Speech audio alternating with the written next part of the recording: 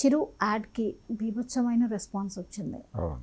దీంతో అసలు movie expectations గురించి కూడా డిస్కస్ చేసేస్తున్నారు. ఆయన మూవీకి ఇంకెంత ఈగర్గా వెయిట్ చేస్తున్నారు అన్నటువంటి ఒక డిస్కషన్ సాగుతుంది. అసలు యాడ్కి ఎందుకు సార్ ఇంత రెస్పాన్స్? అసలు అంటే చాలా సక్సెస్ఫుల్ ఫార్ములా ఒకటి ఉంది ఆయనకి. అంటే అన్నయ్య సినిమాలో ఆత్మారాం అనేటువంటి ఒక క్యారెక్టర్, అది మళ్ళీ రీక్రియేట్ చేశారు ఈ యాడ్లో.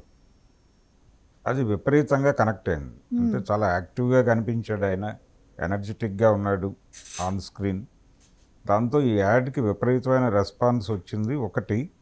రెండోది, చిరంజీవి గారిని చూడాలి అనేటువంటి తాపత్రయం జనాల్లో చాలా ఉంది. ఆయన నటిస్తుండగా చూడాలి అనేటువంటి తాపత్రయం విపరీతంగా ఉంది. కారణం సినిమా గ్యాప్ ఉంది చాలా. ఈ గ్యాప్ పెరిగిపోతే యాడ్ చూసి సంతృప్తి పడేటువంటి పరిస్థితికి ఆడియన్స్ వచ్చేస్తున్నారు.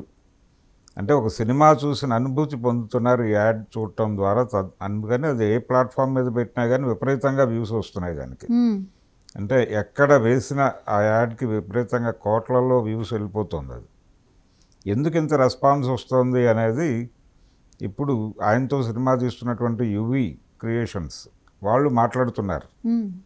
ఇది మా సినిమాకి, మేము సినిమా తొందరగా రిలీజ్ చేయాలనేటువంటి పరిస్థితి కల్పిస్తోంది మాకు. అంటే ఈ రెస్పాన్స్ చూస్తే, ఈ యాడ్కి వస్తున్నటువంటి రెస్పాన్స్ చూస్తే విశ్వంభర సినిమా చూడటానికి జనాలందరూ ఎంత ప్రిపేర్డ్గా ఉన్నారో మాకు అర్థమవుతోంది. జాన్యువరిలో మేము సినిమాని తీసుకొచ్చేస్తాం ఎట్టి పరిస్థితుల్లోనూ. సంక్రాంతికి సెలబ్రేషన్స్ ఉంటాయి, విశ్వంభర సెలబ్రేషన్స్ ఉంటాయి. రెండోది, ఈ సినిమా బిజినెస్ మొదలుపెట్టారు వాళ్ళు. అంటే 60 కోట్లు థియేటర్కల్ రైట్స్ అమ్మాలి అనేది వాళ్ళ ప్రోగ్రాం. అయితే ఆ రేట్ వస్తుందా రాదా అని ఒక చర్చ జరుగుతోంది ఇండస్ట్రీలో.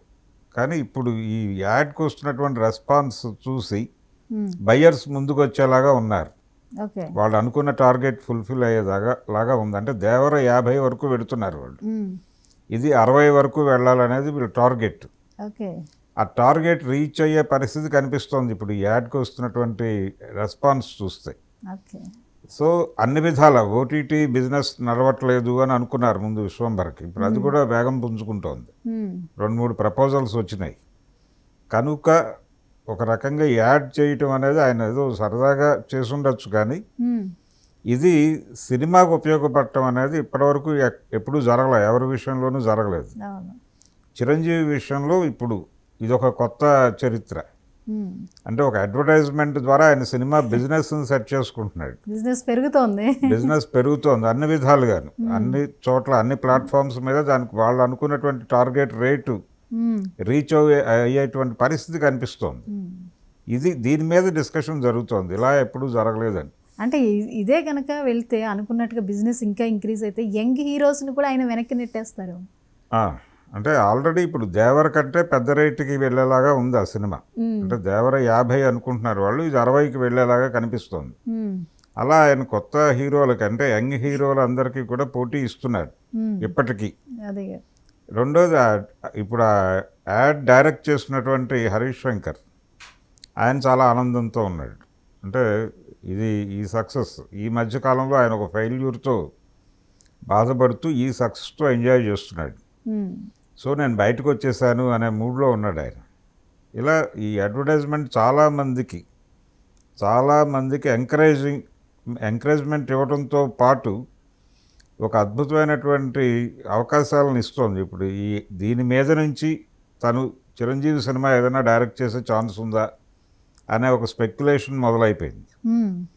అలా ప్రతి ఒక్కళ్ళకి కొత్త విండోస్ ఓపెన్ చేస్తుంది అడ్వర్టైజ్మెంట్.